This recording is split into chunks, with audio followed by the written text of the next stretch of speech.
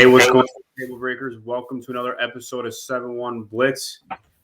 Guys, how does it feel knowing that if the Super Bowl or if the playoffs started today, Bills would have won the Super Bowl? Yo, not good. Yeah. I think that's crazy. Everyone wanted to see Josh fucking Allen touch the ball one more time. I mean, that shows you the impact of a player of that magnitude. Like, not just anyone could go and change the game. Let's say someone like, I don't know, Baker Mayfield. That I don't think we're having this conversation, but you got Josh's performance, and then I don't know if it's McDermott or if it's Pagula or if it's Bean or if it's a combination of all of them. Just goes up to the NFL owners meeting and just pulls a Will Smith on him and says, "Look, you freaking take the ball out of our freaking quarterback's hand one more time, you're getting popped right in the mouth." Yeah, I mean, this is huge. I mean, the Bills, or you could say the Bills, you could say Josh Allen changed the rules of the NFL. I don't think that's ever happened before. No. That's fantastic, though. I mean, is anyone more? So that just confirms that Josh Allen will never lose a playoff game. Well, I could see where this comes a way to bite us. Like, oh yeah, congratulations, we got our rule. Then something tragic happens next year. But how do you think other teams feel? Like let's look at some other team. Like for example, like even the Chiefs, like a few years ago when they lost to the Patriots in overtime, or like even the Packers who had 2 back-to-back overtime losses. So it's just like it. Do you guys think they're like, well, why is this happening now in a way, or do you think it's like it just makes too much sense? I think slowly but surely, and everyone knew it, the league is going more and more offense. And if you look at the quarterback play in the AFC going up and up, you do whatever you can to keep that going up. And I think this is part of that. I think now, though, you will see a lot of teams defer instead of receive when they win the coin toss in overtime like they do to start the game. And also, just to be clear, for everyone who might not know yet, this rule is strictly for playoffs. The regular season rule stays the same. If both teams score a touchdown, then it goes to regular sudden death, and that's where we stand right now. I think that's okay. There's a thing you said, Gabe, about how the coin toss thing, but does this also change what happens potentially in the fourth quarter? Buffalo goes ahead, so they maybe go for 2, so it doesn't go to OT. Would that change your strategy there at the end of the game? You're saying to tie? But you mean like, let's say you score a touchdown? Are you saying you're within 1 point to tie, or are you saying you're up by 6 and now you're going to go for 2? Are you talking about the final touchdown of the Chiefs game where they went up by if they go for 2, then instead of the Chiefs having to kick a field goal, they have to go all the way down to score? Yeah. I don't know, because we criticize John Harbaugh a lot for losing games in the regular season because of going for 2. Yeah. I could only imagine what the backlash would be if that was a playoff game. Fair. It's cool still either way to see a rule made after our guy. So, like, every picture I saw on the internet today, it was like the rule changed, but then it was a picture of Josh Allen. They didn't use any other player. It was Josh Allen. So I think they all, like, whether you're the Bills management, owner, whatever, or you're another team, and you got to think about the whole brand of the league first. And it's like, I mean, and again, you can argue who the best player is, but you can say, oh my God, a rule took the best player off the field. Yeah. And what was like, one of the owners went up and went like, okay, so we looked at every single overtime game in the playoffs in the past, like, I want to say 5 years. Like, I don't remember the number, but like, it was always like whoever got the ball first ended up winning like 80% of the time. Yeah. And like, this is like classic games where it's like, okay, yeah, that's a dramatic ending, but like, what if the other team was given a shot? Like, so I think it's perfect. I think they did. I think this is exactly what people asked for. Yeah, you hear Sean McVay say, you wouldn't find anyone that didn't want to see Josh Allen get the ball one more time.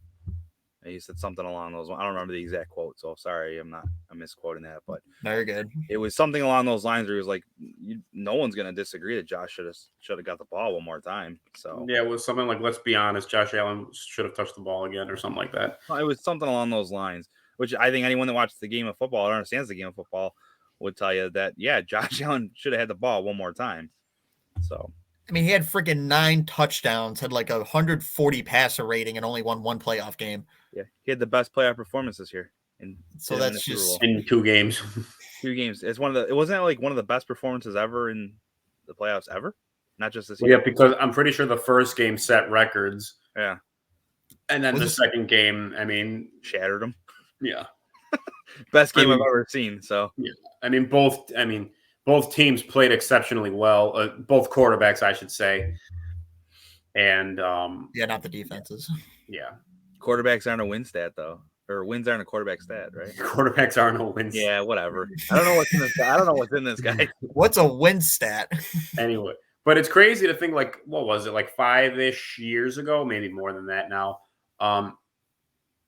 One drive field goal wins you a game in overtime, and now it's completely different.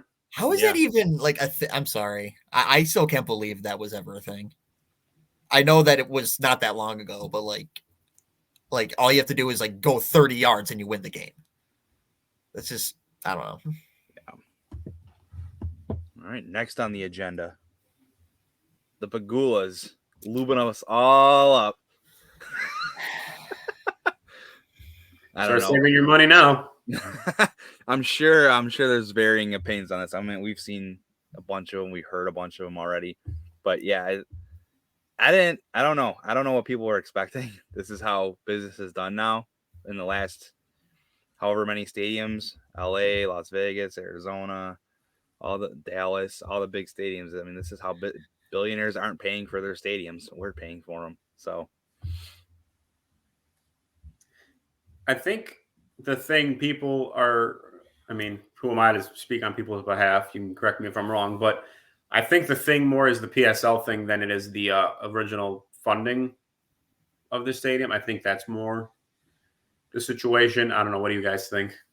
I mean, I don't mind the PSLs. That's again normal procedure now. Like, I just think everyone's in shock about it because it's this is Buffalo. Everyone thinks we can't do certain. Everyone's afraid to change around here. Is it that like that we're the second tier type of mentality? Like this only happens to the important teams type of thing? Yeah, and I think that's the reality. Is a lot of fans need to start realizing that we are now the top tier. We are. There's no doubt. I think in a lot of people's minds that Josh Allen is going to win this team a championship. And when that happens, we will have an amazing stadium to go along with it. So I don't know. I think to be considered, this has to happen. Unfortunately, your taxes are going to go up a little bit. If you don't like it, move to Florida. I don't From know. what it looks like, I don't know what to tell people. It's only going to be like $43 a person. So I mean, over the course of the stadium. So I'm not really sure. What it looks like a soccer market's going to come to this stadium too. Yeah, it would be. I hope so. I think we'll get an MLS team out of the deal. I think that That's is something that they want. So, which is nice. That means it's probably going to be, and I think it's going to have, real grass. I think you'll have the shit'll be rolling in and out of the stadium. They'll do real grass, the artificial turf if they need to for certain things. But I would expect to have that kind of thing. I mean, it's going to look like Tottenham. Apparently, I've seen pictures of the blueprints. So I mean, whoops, I don't have sources apparently, but I saw what it looks like. So, wait, is it true it's going to be less seats? Yes, 60 to 62,000. It's going to be the smallest stadium in the NFL. That's the future, though. That's what everyone's doing. Really? It's more quality of seats than quantity of them. Yeah, it makes it like it has to be like a higher end experience. I don't know. That's normal. That who's the next stadium up? Whoever the next stadium is watched, it'll be less seats than ours, or it'll be right around ours. It's That's the new interesting. norm. It's interesting though what you said earlier. Like that's just how business is done now, and it is because, like you said, the Rams. I mean, I know we're not Los Angeles, and our stadium, our new one, won't be SoFi Stadium. I get that, but that's just the direction that this league and that this brand is going in. And if I know quality of play is the most important thing, and you want to, stick to your values and stick to like what you were built upon. But I don't know if I even want to say unfortunately, but that's just, you can only avoid change for so long. And if you forget about that, then it'll forget about you. And that's just the world we're in. That's the business it's in. And I feel like this kind of is the inevitable option, whether you want to do it now or next year or whenever, but you're going to do it.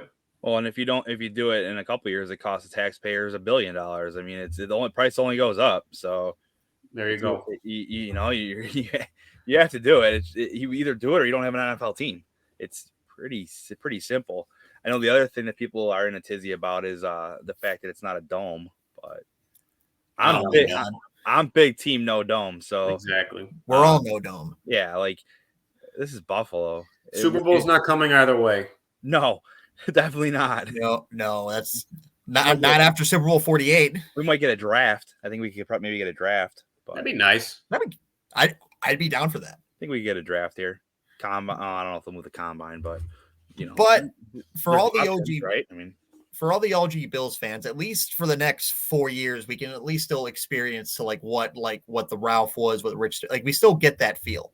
We're gonna have that for the next 5 years. So it's not like they're putting it in the same spot. I mean, you're not gonna lose much. Doug, that's actually a really good message too, is like for the next 4 years or whatever, enjoy it. Enjoy this stadium because it will not be there anymore. You'll go to a game in 2026 and that stadium will be a parking lot.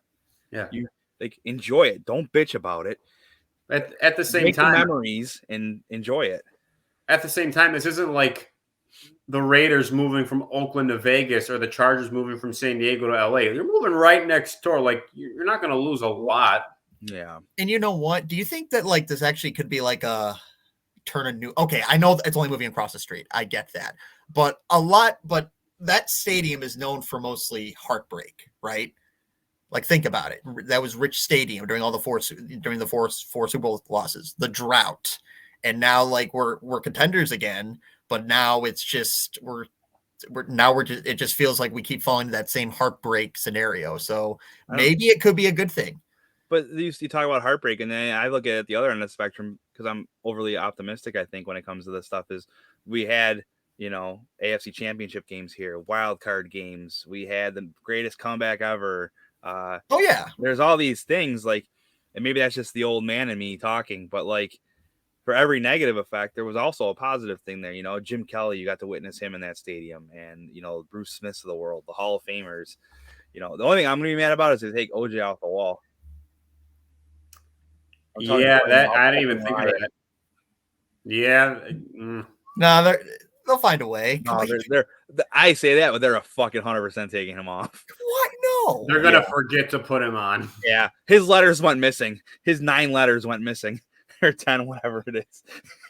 I'll say this though about what you guys are saying. Like you got Doug saying the heartbreak, and you saying nice memories.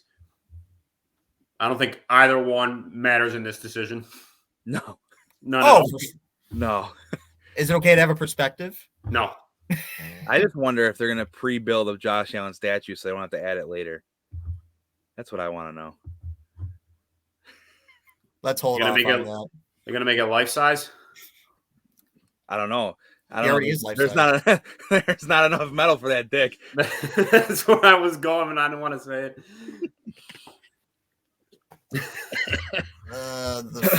This is the podcast where we talk about both Baker Mayfield and flirt with Josh Allen. That's great to know. Oh, I don't know if you've seen Josh Allen, buddy, but he makes guys swoon. Yeah, and right in the plaque of the statue, change the rules. Yeah, change the game. He's gonna end up being on the NFL Shield. They're gonna get rid of that shitty football, and he's gonna do the logo. He's gonna be the logo we designed or that Kyle designed. So, yeah, I don't know the hurdle. Yeah. I'm excited, though. I'm excited for a new stadium. I think this is something that the city of Buffalo, I know it's in Orchard Park, but it's something the city and the fans deserve. All those years of suffering, we're going to have this shiny new stadium. Let me ask you this. I know there wasn't as much social media back then, but when the Sabres moved out of the odd to where they are now, was there as much disagreement? Yeah. If you remember? Probably. I don't remember. There was. People people still talk about the odd. Yeah, I know. I mean, I see...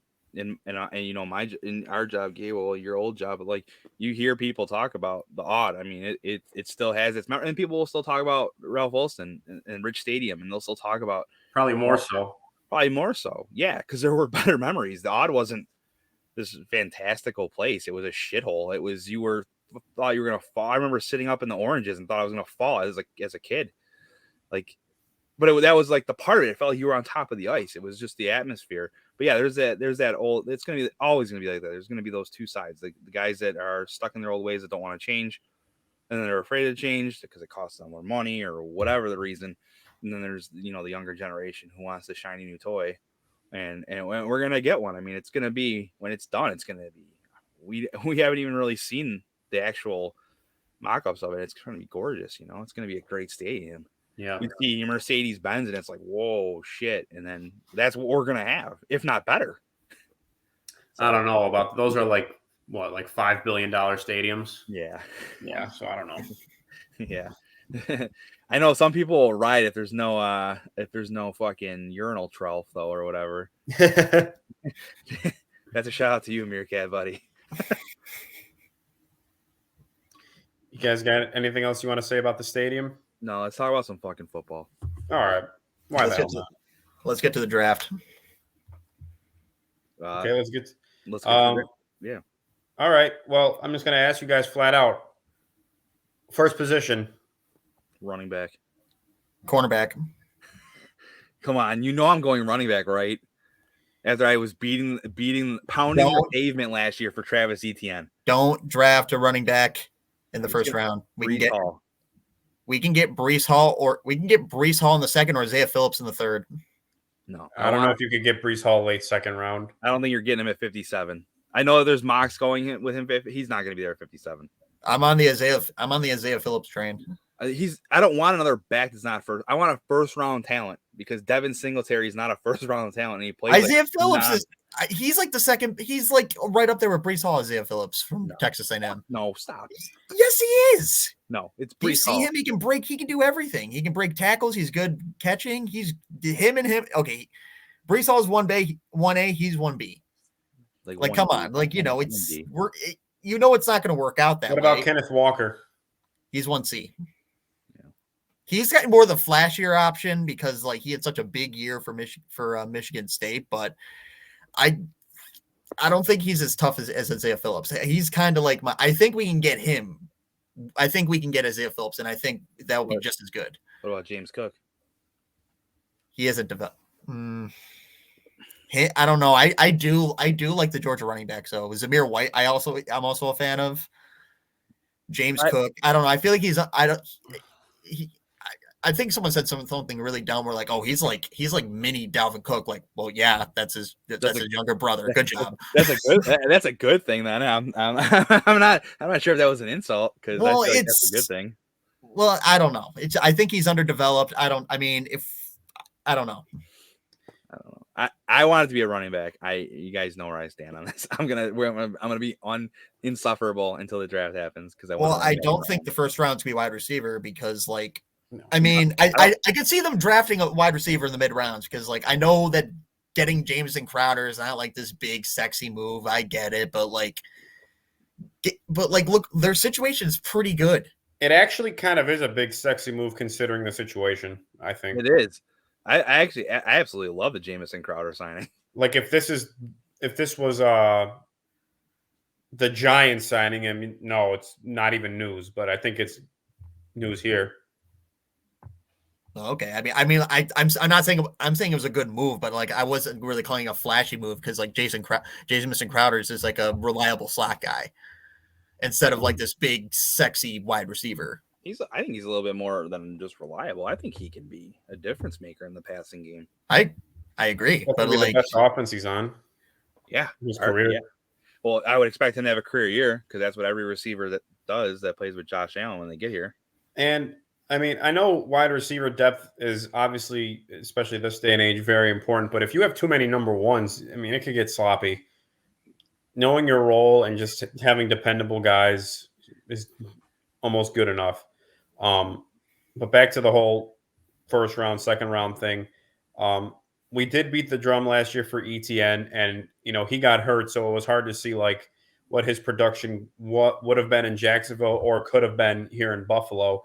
But we did see Najee Harris, who we never really thought we had a chance of getting, and he led the league in usage.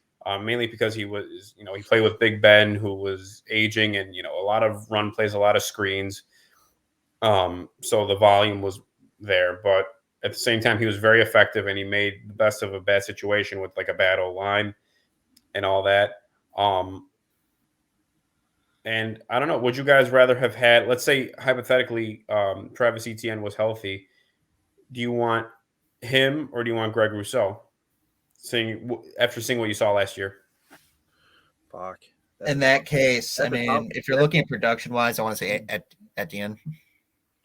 Well, and I would see now if I'm looking at the whole picture, can I look at everything that's happened too? Because like, if I'm looking at Von Miller brought in and DeQuan Johnson and Tim Settle, like Rousseau's going to be a beast working with those guys.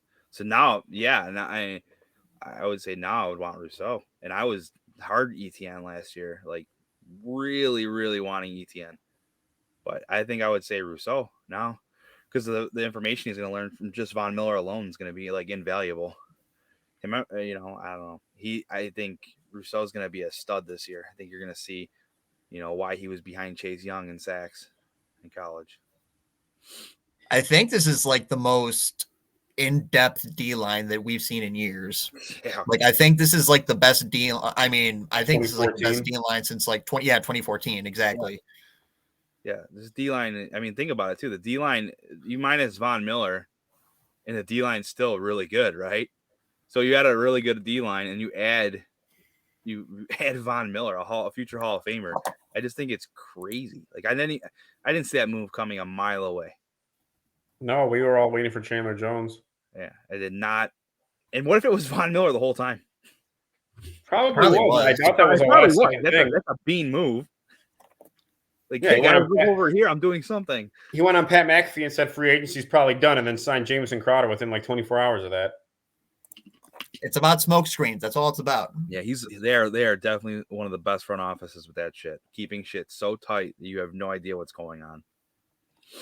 So back to the draft, though, and I know the whole thought process now is running backs are a dime a dozen. And they're always, inexpensive if you draft them and you don't invest too much in one. Like, let's say you had a top 5 pick. You're not doing a running back probably ever again. That's probably never happening again. But in unique situations like the Bills are in now,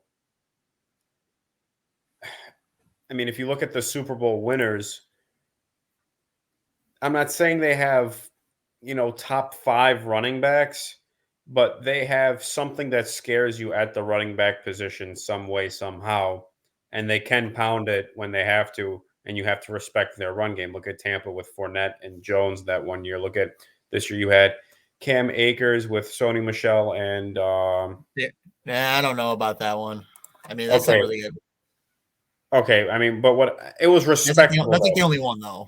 It was respectable. Their O-line play was respectable, and I'm not saying. I mean, I know Cooper Kupp, Odell, and until he got hurt, obviously, and company was the main thing, along with that D-line that ate up the Bengals O-line. We all know the story.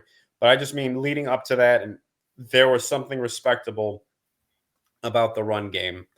And look at our game against the Chiefs, whether it was screens or actual run plays. Like Jerick McKinnon was of X factor in that game.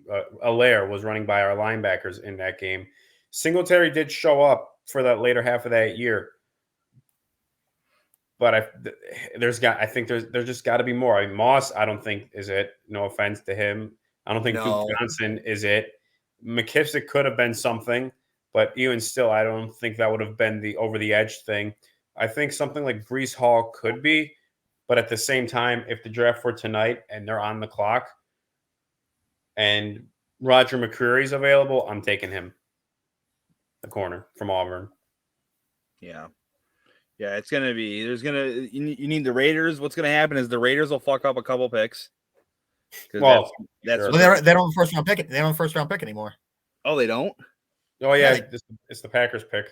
Oh shit. Okay, well the Packers will take a linebacker. So there's that. No, they would never. They would never. That's not going to happen. They would never. No. They don't. It's either going to be. They have no choice but to take a wide receiver now. I'm going to mute both you fuckers. No. My point is, I don't think you get what I'm saying. they haven't addressed drafting a real middle linebacker and since like AJ Hawk. So even if that was a desperate need, they're not going to do it. That's the only point I'm making. But they'll take a center. Maybe. No, actually, maybe, yeah. They're probably But- gonna take. They're going to take Kenyon Green. I'm calling that now.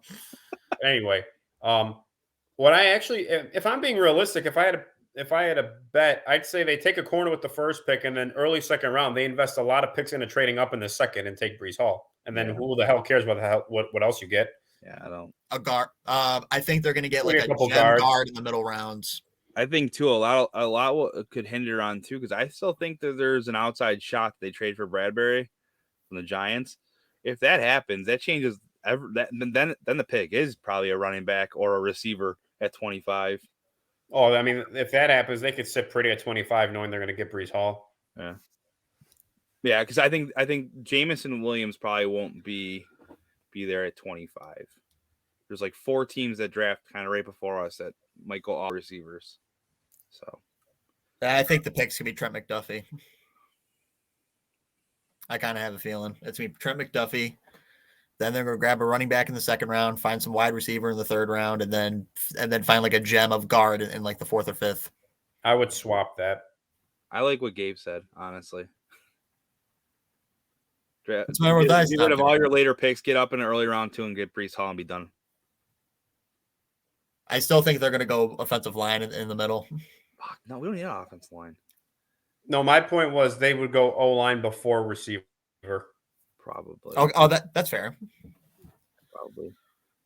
I mean, that's fair, but I think they're gonna because right now, yeah, they're set on the right side because Ryan Bates is playing on the right side, but like you can't really depend on Roger Saffold. They're gonna find someone to develop like they did for Spencer Brown. They got back Bacher. What's he do? He's a depth guy.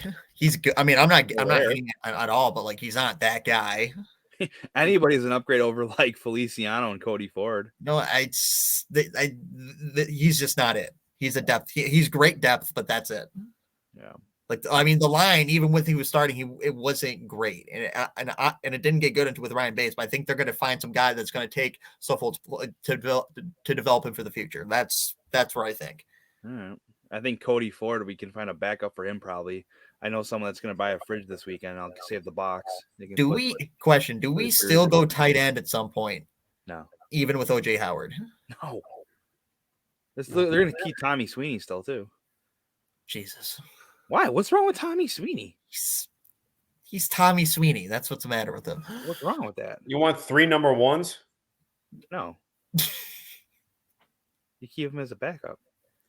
Well, no, I'm asking Doug. You want 3 number 1 tight ends? Yeah. No, I was just saying, I don't think we should because like I've seen some mock drafts where we still take a tight end like in the 5th. It's like, oh, okay. I mean, I guess No way. that's I the mean, at case that for point, like you're just doing whatever, probably. yeah, that's what I was because like I've seen like literally like 10 mock drafts where we still take a tight end. I'm like, dude, we just got OJ Howard.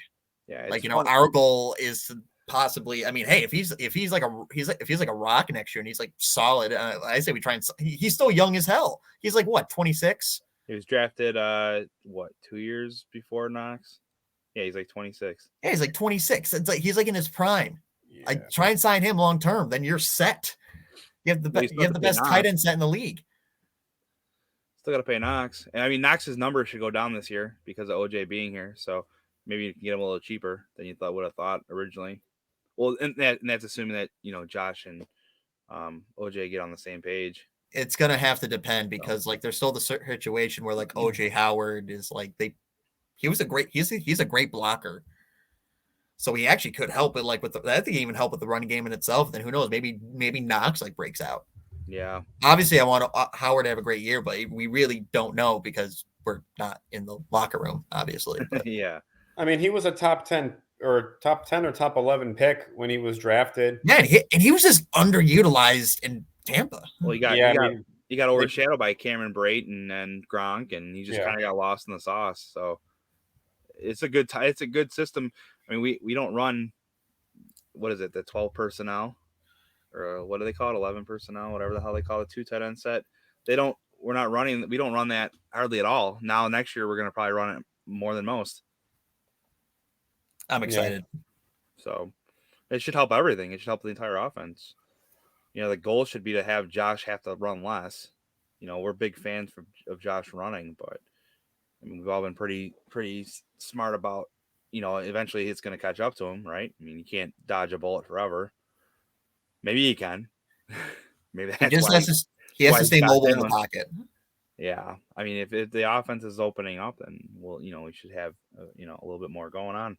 I mean, ideally, if he can make a play last 7 seconds, it's impossible to cover someone for that long. So you don't have to run. You just do you that. shouldn't. Yeah, exactly. You shouldn't have to run at all. So we'll see. Maybe just move left and right to like guide the receivers, but that's about it. Yeah, It's easy for him. Yeah. He's fastest on the field by far, or at least on the lot, like of anyone coming within that area. I think we're set. Was not arguing that. Fuck Good. you were. Fuck you were. But yeah, I think that wraps it up, right, guys? We'll have more in-depth draft analysis in the coming weeks. We'll have a special guest on next week. I'm not saying who because I don't want to, but stay tuned for that one. And if you like what you heard for the last half hour, follow us on Twitter, Instagram, Facebook. We're on YouTube. Again, hopefully we'll get that going at 71 Blitz. And remember to follow and subscribe to us on Apple Podcasts, Spotify, the podium at the NFL Draft in Las Vegas, the Back of Your White Bronco. Anywhere you can listen to get your premier Bills content.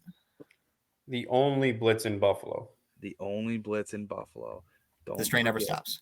This train never stops. Let's go.